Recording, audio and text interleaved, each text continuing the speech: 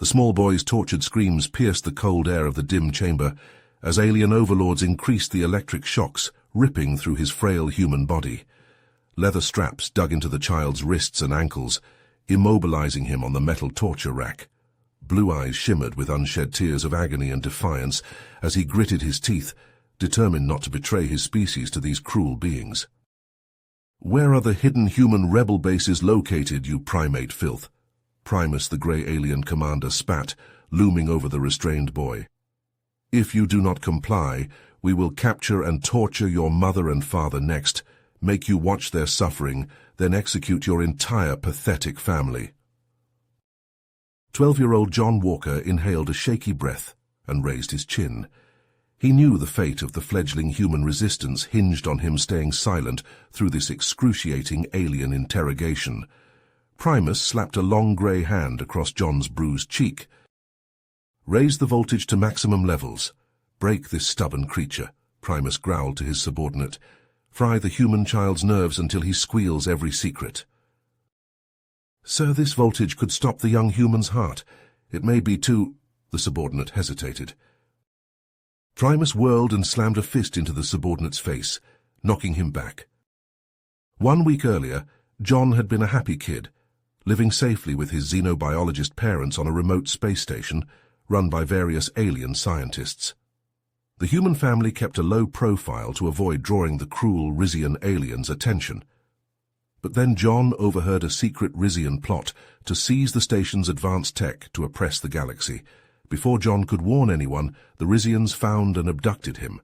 Now, as shocks ravaged his body, John realized the survival of the human race depended on him enduring this horrific torture without breaking.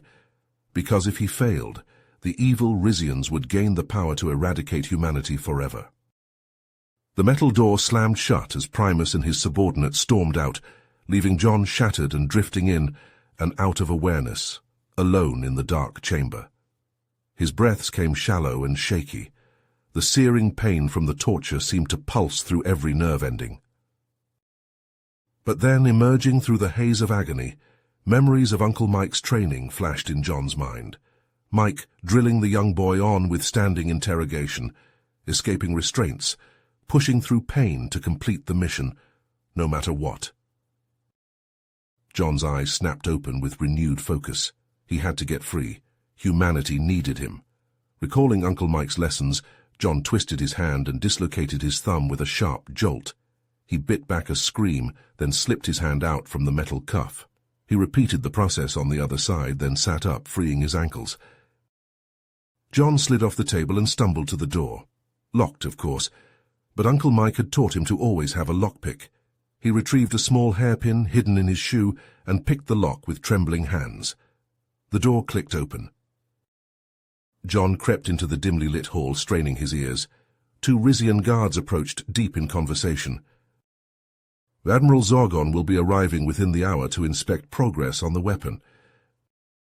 John's heart raced. A weapon? He needed to find out more. He ducked back and spied a guard's uniform hanging in a nearby room. He quickly put it on, wincing as the coarse fabric scraped his wounds. Disguised, he made his way through the ship, keeping his head down. He overheard snippets of conversation that chilled him. "Thousand those human scientists finished the EMP device. But it can knock out an entire fleet's power." John realized the true scope of the danger. This EMP weapon could cripple Earth's defenses in an instant. He had to get word to the Earth Defense Force fast before the Rizians could use it. He came to a heavily guarded door. Peering through the small window, his heart leapt. There, inside, was a group of haggard-looking humans in lab coats.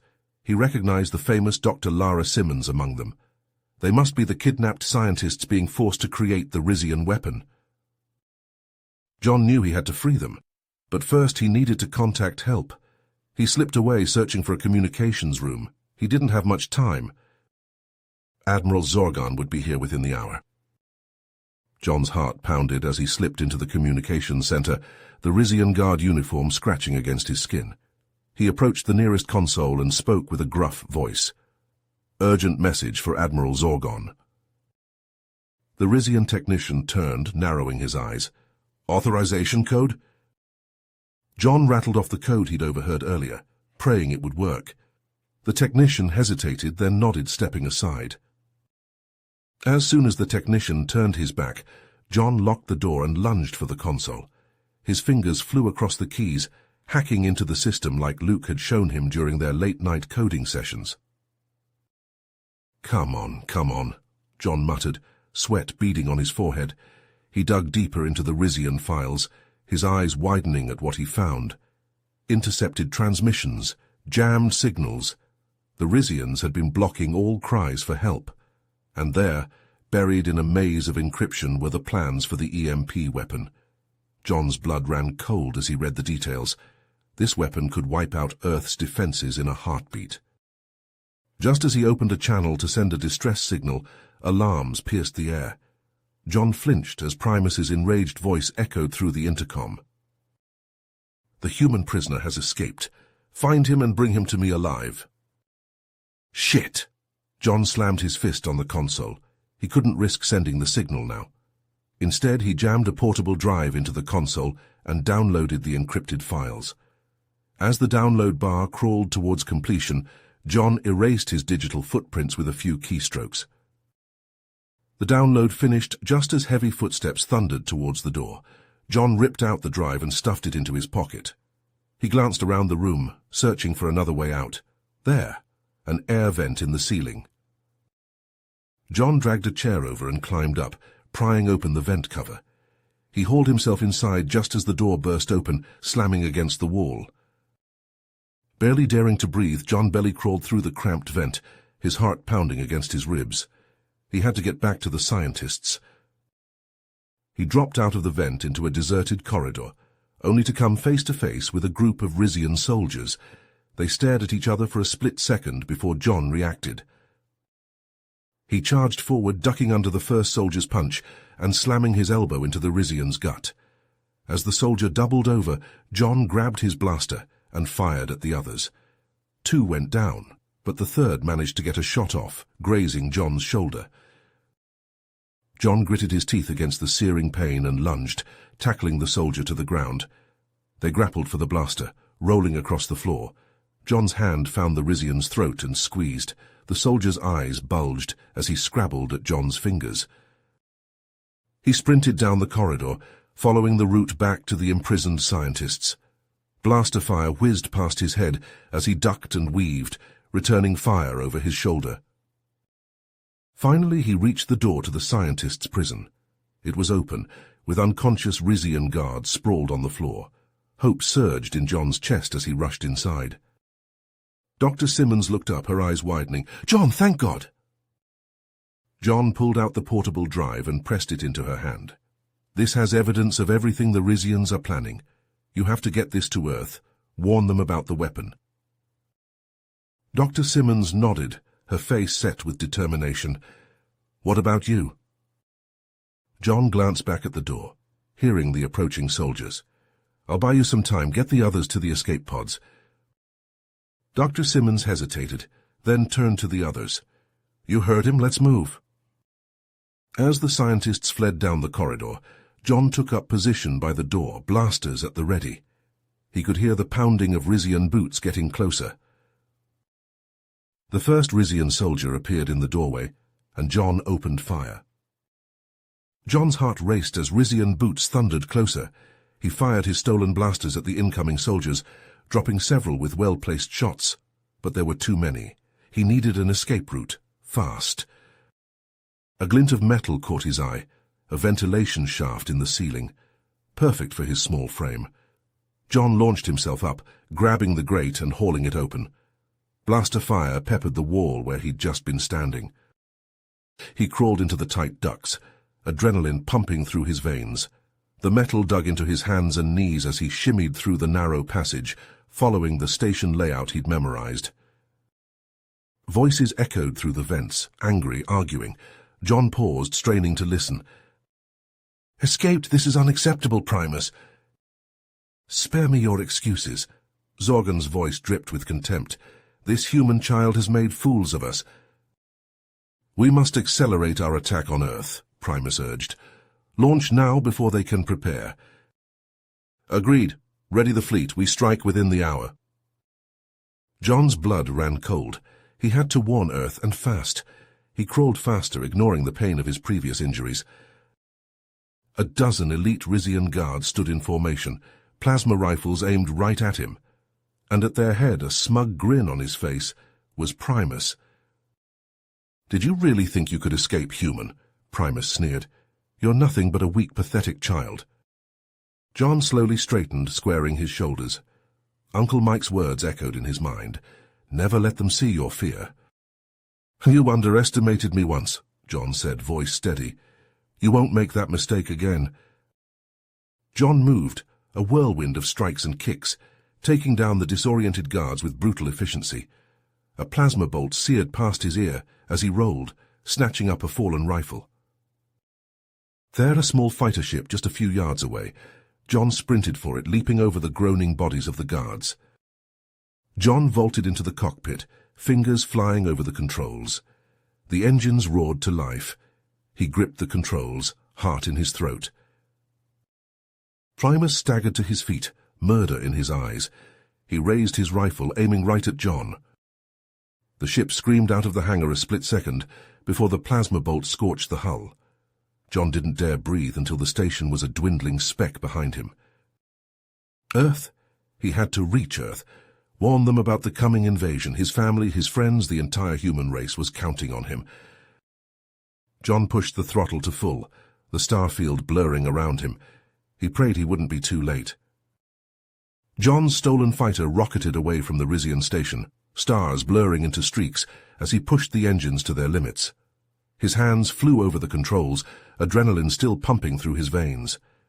He'd escaped, but he knew the Rizians wouldn't let him go that easily. A flashing light on the console caught his eye. A tracking device, of course. The Rizians could follow his every move. John's mind raced, recalling the alien tech lessons his parents had given him. He had to disable the tracker, and fast. Fingers dancing across the unfamiliar controls, John searched for the right sequence. There. The light blinked out, and John let out a breath he didn't realize he'd been holding. But his relief was short-lived. The radar lit up with incoming ships. A squadron of Rizian fighters closing fast. They'd already dispatched a team to intercept him. John looped around, lining up a shot. The plasma cannons on his fighter hummed to life, spitting bolts of searing energy at the Rizian ships. One burst apart in a ball of flame, then another. But there were too many. For every ship John took out, two more seemed to take its place. They boxed him in, cannons pounding his shields. Alarms blared in the cockpit. His shields couldn't take much more of this. Just as John thought it was over, a massive wormhole yawned open directly ahead of him. John's eyes widened as a fleet of human ships poured out, led by the unmistakable silhouette of the Earth Defense Force flagship. The human ships tore into the Rizian fighters, cannons blazing. John watched in awe as a team of soldiers clad in battle armor jetted from the flagship and boarded the nearest Rizian ship. And there at the head of the team was a figure John would recognize anywhere, Uncle Mike. John's heart swelled with pride as he watched his uncle's team swiftly subdue the Rizian crew and take control of the ship. They moved like a well-oiled machine, just like in the stories Mike used to tell. The comm crackled to life, and John's parents' voices filled the cockpit. They told him that Dr. Simmons and the others had made it back to Earth with the evidence. The Earth Defense Force was engaging the Rizians across the galaxy. "Give 'em hell, kiddo," his father added. John grinned, his parents' words filling him with new strength. He was not alone in this fight. He had his family, his planet, behind him. Reinvigorated, John dove back into the fray, joining his uncle and the Earth Defense Force in pushing back the Rizian fleet. His ship darted and wove through the battle, plasma cannons never ceasing.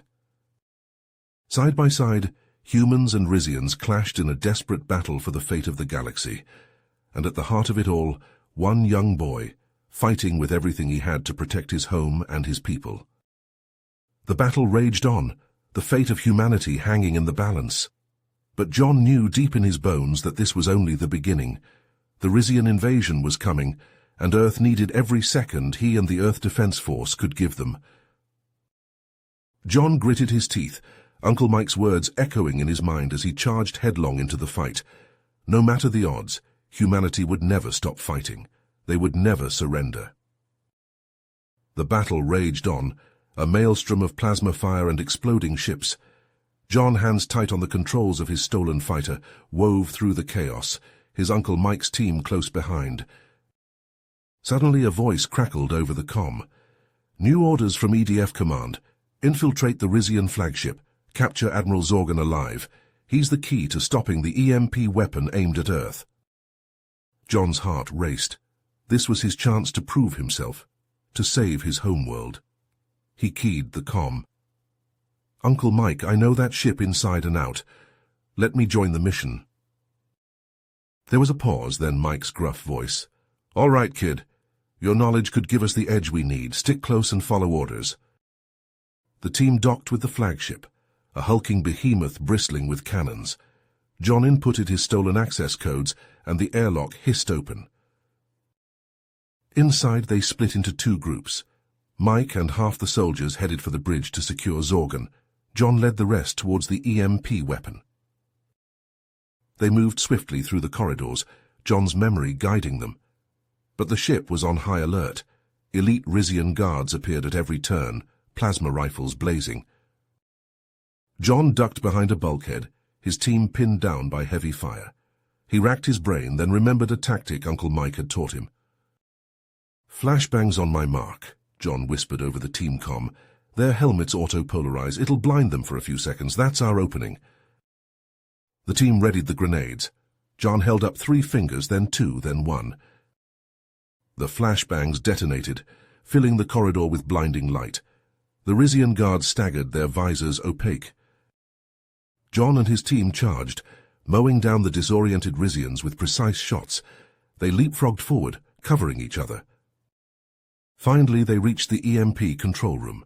The massive weapon dominated the space, a sphere of crackling energy. And there, standing before it, was Primus.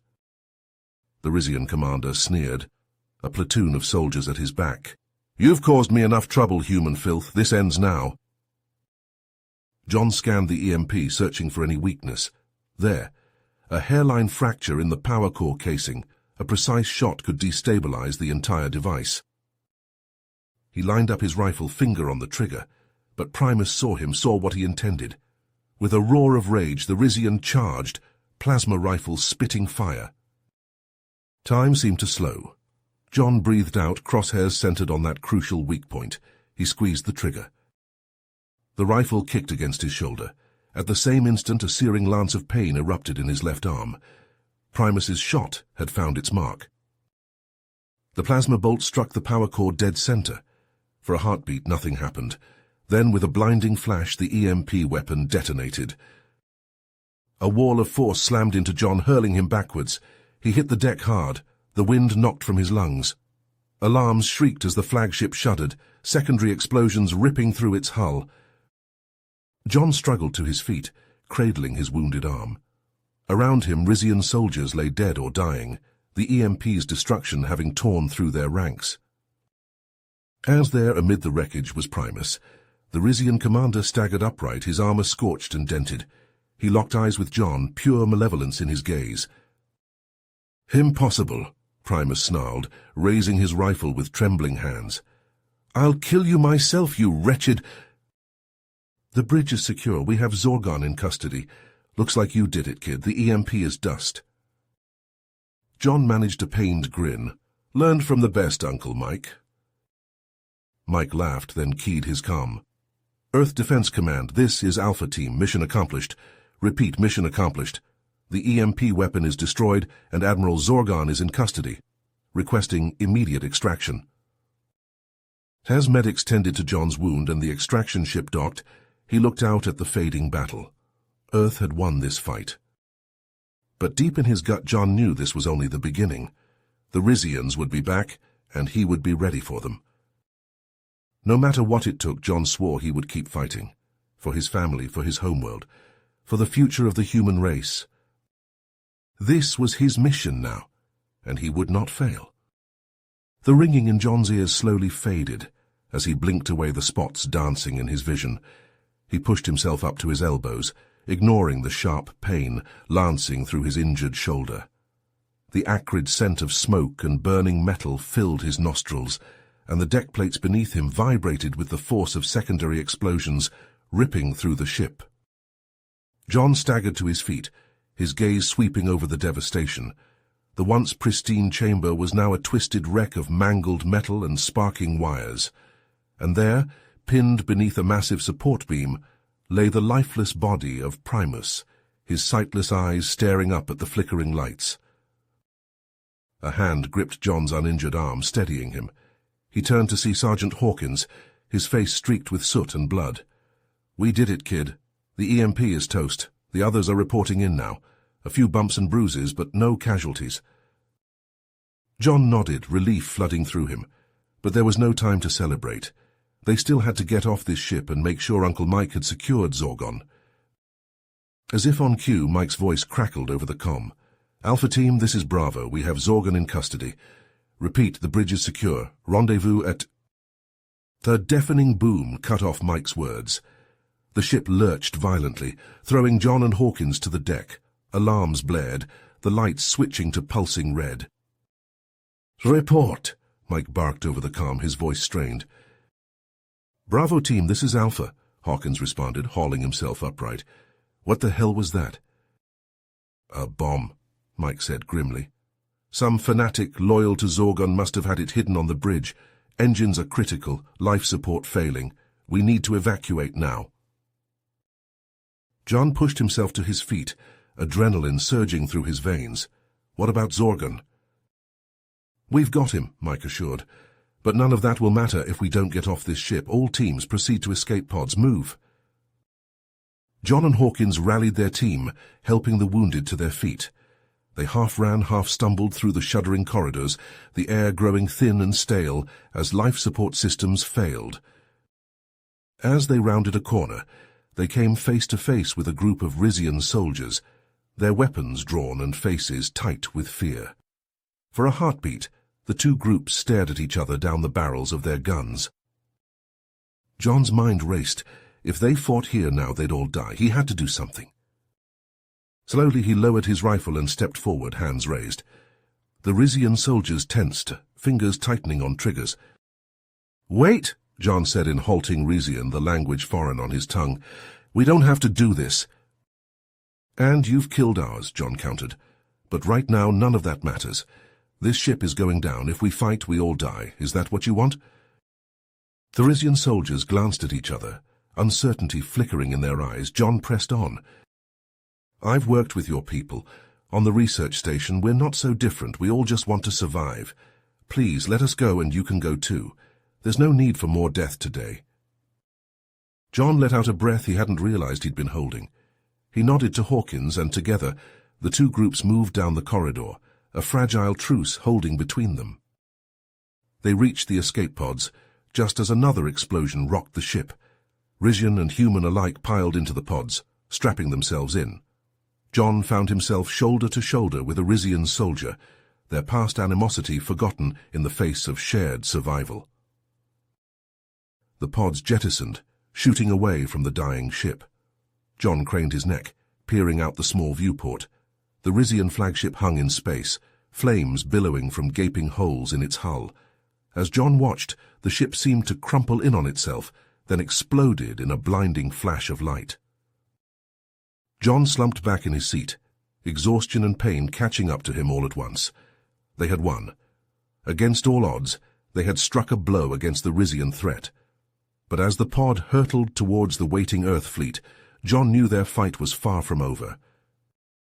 The Rizians would be back, and he would be ready for them. The escape pods docked with the EDF flagship, the hull shuddering as the airlock pressurized. John winced as the hatch hissed open, the bright lights of the hangar bay assaulting his eyes. Medics rushed forward, anti-grav gurneys at the ready. As the medics worked, Commander Hawkins strode into view, his face etched with concern. "Hell of a job, kid. You saved a lot of lives today." John managed a weak grin. "Just doing my part, sir." The infirmary was a hive of activity, doctors and nurses tending to the wounded. John drifted in and out of consciousness as they treated his injuries, snatches of conversation reaching his ears. Zorgon's in custody, singing like a bird. EDF's launching a counterattack, hitting the Rizians where it hurts. We might just win this thing. Days passed in a blur of painkillers and restless sleep. John itched to get back in the fight. As soon as the doctors cleared him, he was on his feet, striding into the CIC. "I'll rest when this is over, sir," John said firmly. "I want to help." Hawkins studied him for a long moment, then nodded. "We could use you. Intel from that drive you snagged has given us targets, supply depots, shipyards. We're hitting them hard." John leaned in, eyes scanning the map. "What about their comms? They'll need coordination to mount a defense." Hawkins zoomed in on a small moon. "Their central hub, heavily guarded. We haven't been able to crack it." Assembling the team was a delicate process. John handpicked a mix of human commandos and Rizian defectors, each chosen for their unique skills. There was Sergeant Mako, a grizzled EDF veteran with a knack for infiltration. Zala, a Rizian tech expert who knew the hub systems inside out. And Kaltar, a former Rizian Spec Ops soldier with a grudge against his former commanders. They gathered in the hangar bay, checking weapons and gear. John stood before them, his shoulders squared. A chorus of assent echoed through the hangar. John nodded, a fierce pride burning in his chest. "Then let's get to work." The infiltration of the comm hub was a thing of beauty. Zala's knowledge of Rizian protocols got them past the perimeter defenses. Mako's skills with a blade made short work of the guards, and Kaltar's inside knowledge led them straight to the control room. But what they found there chilled John to the bone. Frantic comms chatter, coded transmissions, a hidden fleet waiting to strike at Earth. "We have to warn the EDF," John said, his fingers already flying over the console. "Zala, help me hack into their systems." Together they worked feverishly, bypassing firewalls and encryption. John's heart raced as he composed the message, praying the ruse would work. "Attention all Stealth Fleet commanders. This is Admiral Zorgon. Stand down and surrender immediately to the Earth Defense Force. The war is lost. Repeat, stand down and surrender." John held his breath as he hit send, watching the transmission speed across the stars. For a long, tense moment there was silence. Then, one by one, the Stealth Fleet signals winked out as they powered down weapons and shields. John let out a whoop of triumph, echoed by his team. But the celebration was short-lived. An alarm blared, red lights flashing. On the scanner, a cluster of signals, still combat-ready. "Loyalists," Kaltar growled. "They won't surrender."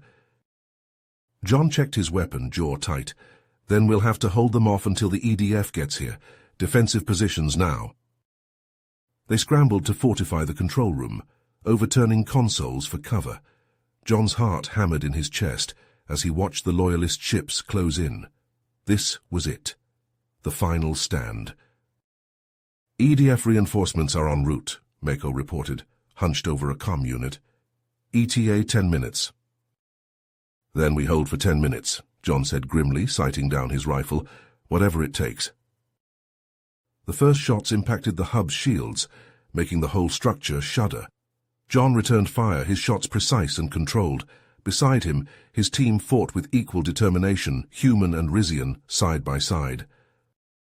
Explosions rocked the hub as the Loyalists unleashed a barrage of missiles. Consoles sparked and smoked, the acrid scent of burning plastic filling the air. "Shields at 20%, Zala called, her fingers a blur over the controls. "We can't take much more of this." John gritted his teeth, a plan forming in his mind. A desperate gamble, but their only chance. "Zala, can you rig the hub's power core to overload?" Her eyes widened. "Yes, but the explosion—" "Would take out the Loyalist ships," John finished, "and us with it. But it would buy the EDF the time they need." For a moment, the only sound was the boom of impacts and the crackle of flames. Then, one by one, his team nodded. They knew what had to be done. "Do it," John ordered, "and set a timer. We'll hold them off as long as we can, then evacuate." The minutes ticked by, each one an eternity. The hub shook and groaned, consoles exploding in showers of sparks. But still they fought on, refusing to yield. "Fall back to the escape pods," John commanded, laying down covering fire. "Move!" They leapfrogged back one by one, harried by enemy fire. Mako took a hit to the leg, stumbling. John hauled him up, slinging an arm over his shoulders. The escape pods loomed ahead, a promise of salvation. They piled in, strapping themselves down. John's hand hovered over the launch button. "John!" Kaltar called from the other pod. "It's been an honor." John nodded, throat tight. "The honor was mine." He punched the button, the pod blasting free. Behind them, the hub erupted in a blinding flash, a miniature sun blossoming in the void. The shockwave caught the pods, tumbling them end over end. John clung to his harness, squeezing his eyes shut. The pod spun and shuddered, alarm screaming. As the pod hatch opened, John stumbled out into a sea of jubilant faces. Soldiers pounded his back, medics fussed over Mako's wound. In the midst of the chaos, Commander Hawkins appeared, his face split by a grin. "You did it, son. The Loyalists are in retreat, the war is over." John felt a swell of emotion, relief and joy and grief all tangled together. It was over. They had won. But the cost had been high.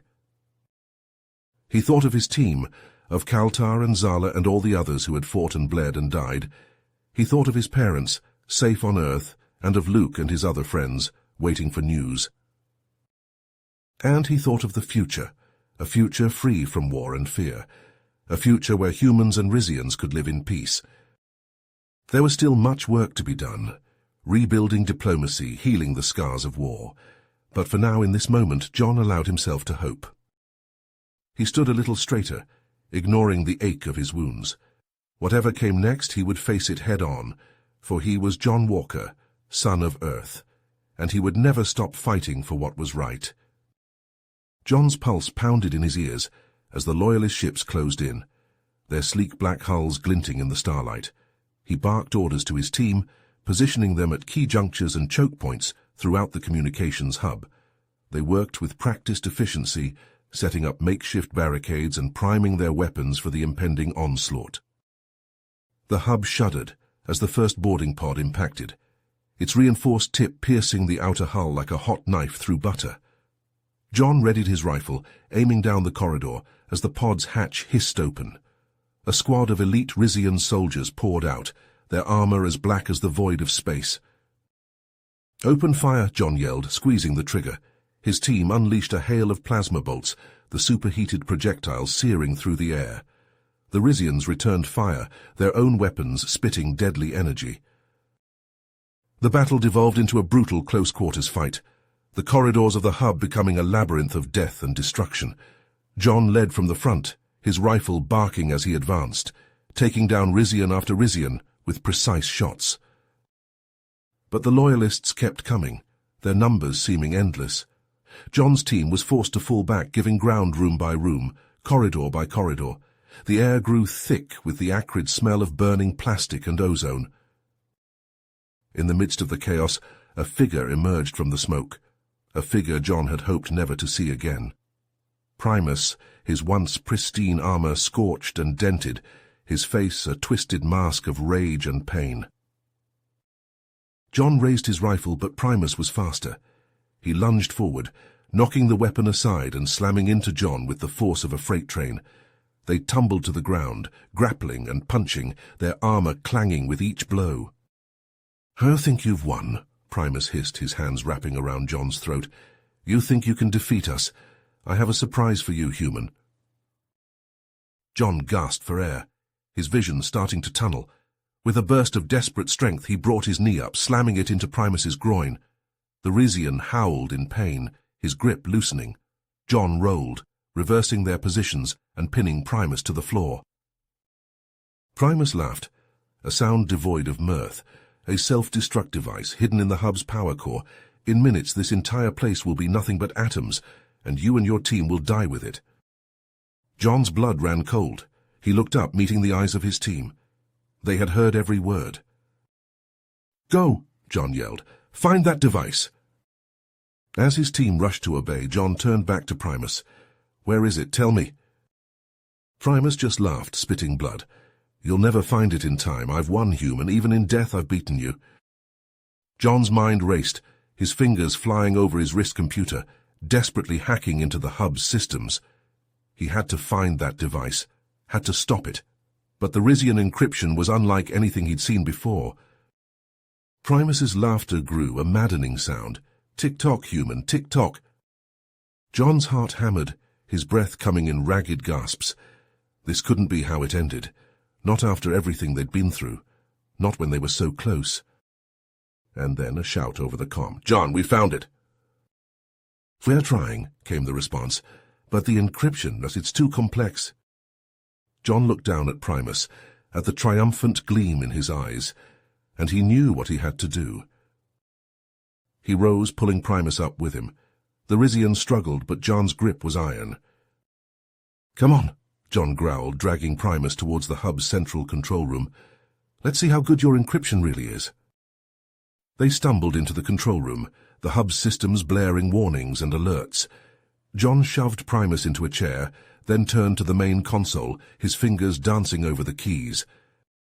He worked feverishly, his mind racing through algorithms and backdoors, searching for any weakness in the Rizian code. Beside him, Primus watched, his breath rasping in his throat. The countdown ticked lower, the numbers flashing red. 10 seconds, 9, 8. John's team reported in, their voices strained. "Almost there, just a few more seconds." 5, 4, 3. John's fingers flew, a final desperate sequence. He hit the enter key, his heart in his throat. The countdown stopped, the numbers freezing at 0001. John let out a breath he hadn't realized he'd been holding. He turned to Primus, meeting the Rizian's hate-filled gaze. "It's over," John said, his voice hard. "You've lost." Primus said nothing, just stared at John with a mixture of loathing and something almost like respect. The hub's systems stabilized, the alarms fading. John's team rushed in, their faces flushed with victory. They had won. Against all odds, they had won. But as John looked down at the defeated Primus, he knew this was only the beginning. The war was far from over, and he would be ready for whatever came next. John slumped against the wall of the communication hub's control room, his energy drained from the intense battle. Around him, his team secured the Rizian prisoners, including a battered and defeated Primus. The self-destruct mechanism lay in pieces, the threat neutralized. The sound of boots pounding against metal floors echoed through the corridors. John tensed, raising his weapon, but relaxed as Earth Defense Force soldiers poured into the room, their armor emblazoned with the EDF insignia. "Secure the prisoners," the lead soldier ordered. "Get the wounded to the medbay." As the soldiers took control of the situation, a familiar face pushed through the crowd. "John," Uncle Mike called out, his voice thick with emotion. John stumbled forward, exhaustion and relief washing over him. Mike caught him in a tight embrace. "You did it, kid. You saved us all." Tears stung John's eyes as he saw his parents, their faces beaming with pride and love. They engulfed him in a hug, their words of praise and comfort blurring together. But even as the joy of victory swept through the room, a somber realization settled over John. The cost of this war had been high, too high. Friends and foes alike lay dead, their blood staining the ground. In the days that followed, as the Earth Defense Force negotiated a tenuous peace with the remaining Rizian leadership, John found himself haunted by the memories of the conflict. The scars, both visible and invisible, would take time to heal. He made a decision, one that would shape the course of his life. He would join a humanitarian mission to the war-ravaged Rizian worlds, dedicating himself to rebuilding what had been destroyed. His parents, though saddened by his choice, understood. They saw in their son a compassion and strength that would guide him on this new path. Years passed, and John, now a man, found himself on a Rizian colony world, overseeing the construction of a much-needed medical center. The once hostile Rizians now looked to him as a symbol of hope, a bridge between their peoples. As he surveyed the progress of the construction, an elderly Resian approached him, a small ornate box in his weathered hands. "This was left for you," the elder said, his voice soft, "by Primus before his execution." John took the box, his hands trembling as he opened it. Inside, a letter, written in Primus's sharp script. As he read the words, tears blurred his vision. Primus spoke of his own past, of the torture and pain that had twisted him into the monster he became. He begged for forgiveness, for a chance at redemption in the eyes of those he had wronged. John looked out over the colony, at the Risians and humans working side by side to build a better future. The road ahead would be long and difficult, but he knew deep in his heart that this was the path he was meant to walk. He stood tall, ready to face whatever challenges lay ahead, for he was John Walker, a hero, a beacon of hope, and a symbol of the unbreakable spirit of all sentient beings. You have reached the end of the story. If you enjoyed this story and want to support us, please leave a like and subscribe to our channel, and for every comment that says 88, I will heart every single one of them. Thank you for your time.